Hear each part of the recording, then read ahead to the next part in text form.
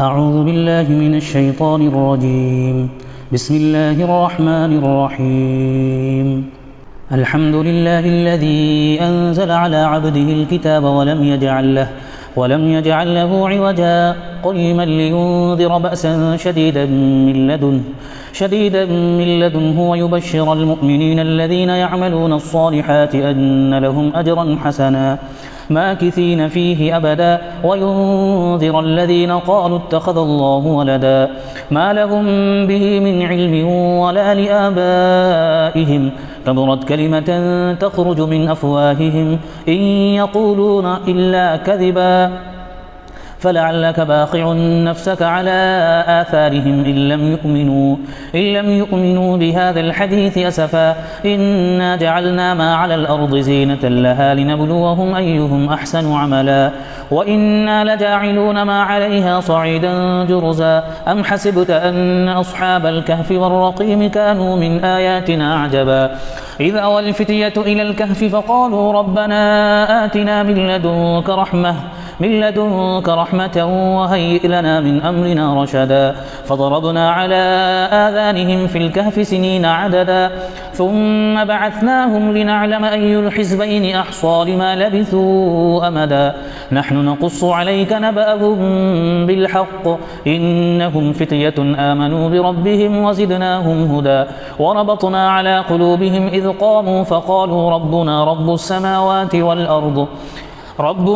السماوات والأرض لن ندعو من دونه إلها لقد قلنا إذا شططا هؤلاء قومنا اتخذوا من دونه آلهة لولا يأتون عليهم بسلطان بين فمن أظلم ممن افترى على الله كذبا وإذ اعتزلتموهم وما يعبدون إلا الله فأووا إلى الكهف ينشر لكم ربكم من رحمته ويهيئ لكم من أمركم مرفقا وترى الشمس إذا طلعت تزاور عن كهفهم ذات اليمين وإذا غربت تقرضهم ذات الشمال وهم في فجوة منه ذلك من آيات الله من يهد الله فهو المهتد ومن يضلل فلن تجد له وليا مرشدا وتحسبهم أيقاظا وهم رقود ونقلبهم ذات اليمين وذات الشمال وكلبهم باسط ذراعيه بالوصيد لو اطلعت عليهم لوليت منهم فرارا ولملئت منهم رعبا وكذلك بعثناهم ليتساءلوا بينهم قال قائل منهم كم لبثتم قالوا لبثنا يوما أو بعض يوم قالوا ربكم أعلم بما لبثتم فبعثوا أحدكم بورقكم هذه إلى المدينة فلينظر أيها أزكى طعاما فليأتكم برزق منه وليتلطف ولا يشعرن بكم أحدا إنهم إن يظهروا عليكم يرجموكم أو يعيدوكم في ملتهم ولن تفلحوا إذا أبدا وكذلك أعثرنا عليهم ليعلموا أن وعد الله حق وأن الساعة لا ريب فيها إذ يتنازعون بينهم أمرهم فقالوا ابنوا عليهم بنيانا ربهم أعلم بهم قال الذين غلبوا على أمرهم لنتخذن عليهم مسجدا سيقولون 3 رابعهم كلبهم ويقولون 5 سادسهم كلبهم رجما بالغيب ويقولون 7 وثامنهم كلبهم قل ربي أعلم بعدتهم ما يعلمهم إلا قليل فلا تمار فيهم إلا مراء ظاهرا ولا تستفت فيهم منهم أحدا ولا تقولن لشيء إني فاعل ذلك غدا إلا أن يشاء الله واذكر ربك إذا نسيت وقل عسى أن يهديني ربي لأقرب من هذا رشدا ولبثوا في كهفهم 300 سنين وازدادوا 9 قل الله أعلم بما لبثوا له غيب السماوات والأرض أبصر به وأسمع ما لهم من دونه من ولي ولا يشرك في حكمه أحدا واتل ما أوحي إليك من كتاب ربك لا مبدل لكلماته ولن تجد من دونه ملتحدا واصبر نفسك مع الذين يدعون ربهم بالغداة والعشي يريدون وجهه ولا تعد عيناك عنهم تريد زينة الحياة الدنيا ولا تطع من أغفلنا قلبه عن ذكرنا واتبع هواه وكان أمره فرطا وقل الحق من ربكم فمن شاء فليؤمن ومن شاء فليكفر إنا أعتدنا للظالمين نارا أحاط بهم سرادقها وإن يستغيثوا يغاثوا بماء كالمهل يشوي الوجوه بئس الشراب وساءت مرتفقا إن الذين آمنوا وعملوا الصالحات إنا لا نضيع أجر من أحسن عملا أولئك لهم جنات عدن تجري من تحتهم الأنهار يحلون فيها من أساور من ذهب ويلبسون ثيابا خضرا من سندس وإستبرق متكئين فيها على الأرائك نعم الثواب وحسنت مرتفقا واضرب لهم مثل الرجلين جعلنا لأحدهما جنتين من أعناب وحففناهما بنخل وجعلنا بينهما زرعا كلتا الجنتين آتت أكلها ولم تظلم منه شيئا وفجرنا خلالهما نهرا وكان له ثمر فقال لصاحبه وهو يحاوره أنا أكثر منك مالا وأعز نفرا ودخل جنته وهو ظالم لنفسه قال ما أظن أن تبيد هذه أبدا وما أظن الساعة قائمة ولئن رددت إلى ربي لأجدن خيرا منها منقلبا قال له صاحبه وهو يحاوره أكفرت بالذي خلقك من تراب ثم من نطفة ثم سواك رجلا لكن هو الله ربي ولا أشرك بربي أحدا ولولا إذ دخلت جنتك قلت ما شاء الله لا قوة إلا بالله إن ترني أنا أقل منك مالا وولدا فعسى ربي أن يؤتيني خيرا من جنتك ويرسل عليها حسبانا من السماء فتصبح صعيدا زلقا أو يصبح ماؤها غورا فلن تستطيع له طلبا وأحيط بثمره فأصبح يقلب كفيه على ما أنفق فيها وهي خاوية على عروشها ويقول يا ليتني لم أشرك بربي أحدا ولم تكن له فئة ينصرونه من دون الله وما كان منتصرا هنالك الولاية لله الحق هو خير ثوابا وخير عقبا واضرب لهم مثل الحياة الدنيا كماء إن أنزلناه من السماء فاختلط به نبات الأرض فأصبح هشيما تذروه الرياح وكان الله على كل شيء مقتدرا المال والبنون زينة الحياة الدنيا والباقيات الصالحات خير عند ربك ثوابا وخير أملا ويوم نسير الجبال وترى الأرض بارزة وحشرناهم فلم نغادر منهم أحدا وعرضوا على ربك صفا لقد جئتمونا كما خلقناكم أول مرة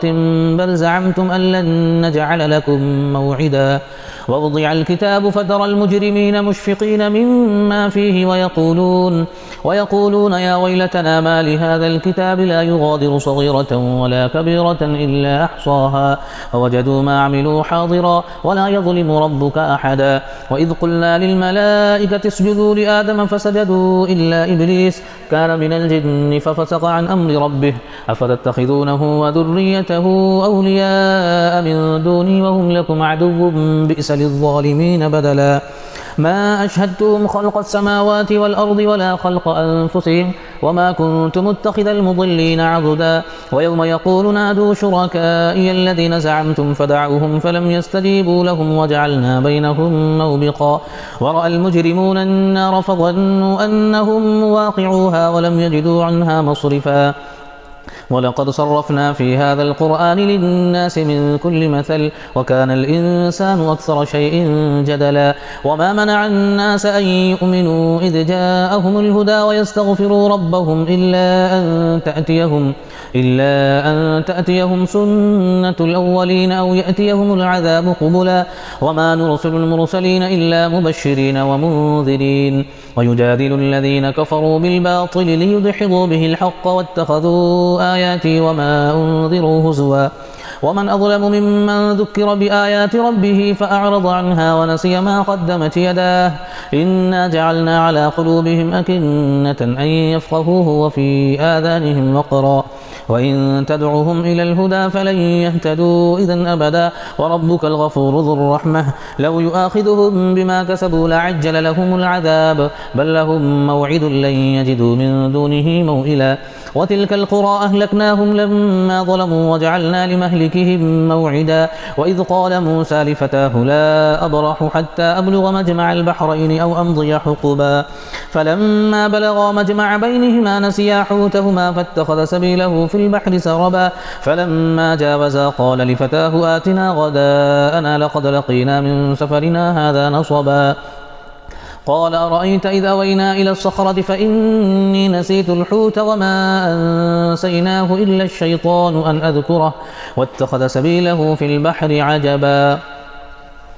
قال أرأيت إذا أوينا إلى الصخرة فإني نسيت الحوت وما أنسانيه إلا الشيطان أن أذكره واتخذ سبيله في البحر عجبا قال ذلك ما كنا نبغي فارتدا على آثارهما قصصا فوجدا عبدا من عبادنا آتيناه رحمة من عندنا وعلمناه من لدنا علما قال له موسى هل أتبعك على أن تعلمني مما علمت رشدا قال إنك لن تستطيع معي صبرا وكيف تصبر على ما لم تحط به خبرا قال ستجدني إن شاء الله صابرا ولا أعصي لك أمرا قال فإن اتبعتني فلا تسألني عن شيء حتى أحدث لك منه ذكرا فانطلقا حتى إذا ركبا في السفينة خرقها قال أخرقتها لتغرق أهلها لقد جئت شيئا إمرا قال ألم أقل إنك لن تستطيع معي صبرا قال لا تؤاخذني بما نسيت ولا ترهقني من أمري عسرا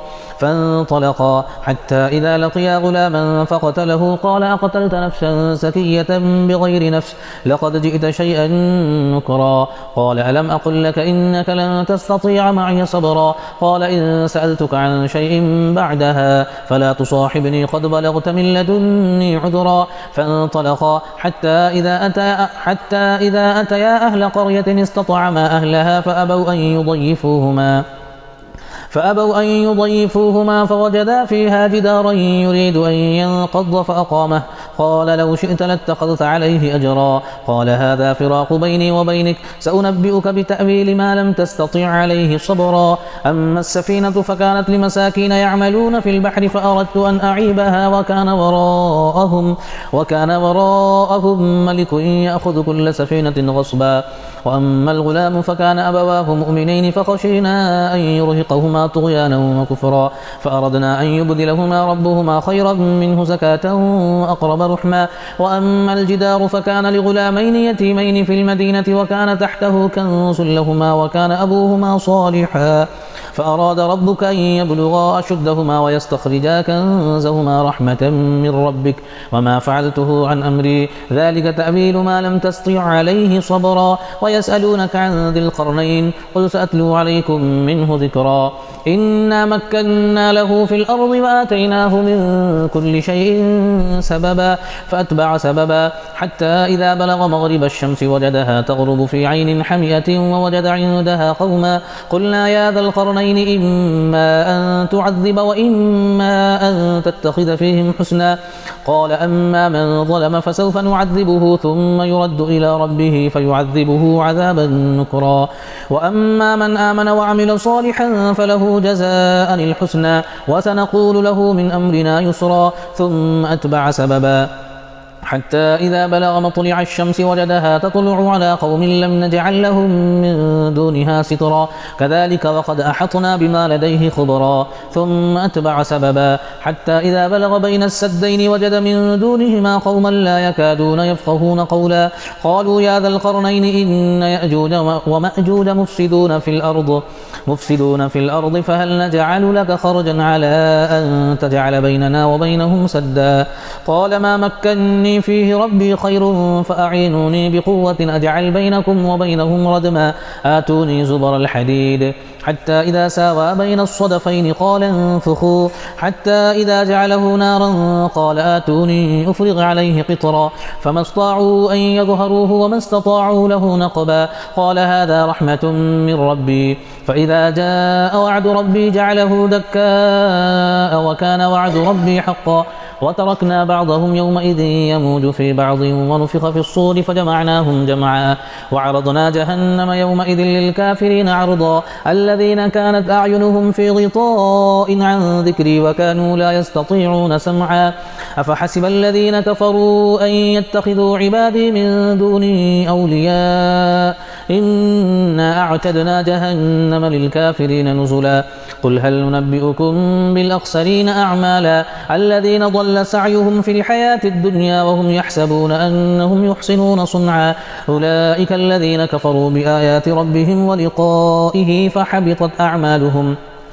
فحبطت أعمالهم فلا نقيم لهم يوم القيامة وزنا ذلك جزاؤهم جهنم بما كفروا واتخذوا آياتي ورسلي هزوا إن الذين آمنوا وعملوا الصالحات كانت لهم جنات الفردوس نزلا خالدين فيها لا يبغون عنها حولا قل لو كان البحر مدادا لكلمات ربي لنفذ البحر قبل أن تنفد كلمات ربي ولو جئنا بمثله مددا قل إنما أنا بشر مثلكم يوحى إلي أنما إلهكم إله واحد فمن كان يرجو لقاء ربه فليعمل عملا صالحا ولا يشرك بعبادة ربه أحدا